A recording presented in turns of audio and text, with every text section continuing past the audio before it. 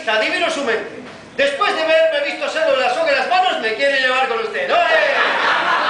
Pero no es el caso del caballero aquí que me mira como diciendo, ¿pero este tipo trabaja de esto? Amigo, no tengo estudio, de algo tengo que vivir.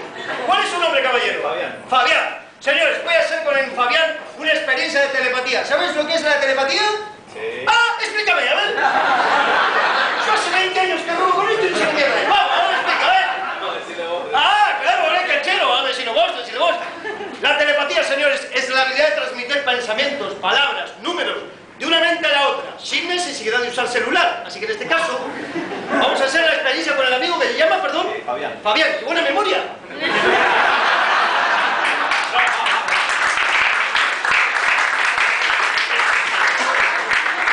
Saca la foto del tío que está ahí, Bien, señores, voy a hacer la experiencia con el amigo. Fabián, vamos a hacer lo siguiente. Vais a pensar una palabra cualquiera. Me la vais a transmitir y yo escribiré aquí exactamente lo mismo. ¿Está claro? Tú piensas una palabra cualquiera, me la transmites y yo escribiré aquí exactamente lo mismo. ¿Sabes cómo transmitir el mentalismo? Sí. A ver, señores, un aplauso a un universitario. ¡Eso! Así, mira, así. A ver, practica. Esa. ¿Le tenías ahí con las manos? Esta noche no vas a morir, Fabián, no es melo de las manos, eso. Ahora sí, Fabián, vais a pensar la palabra y me la vais a transmitir. Vamos, comienza. Comienza a transmitir. Eso.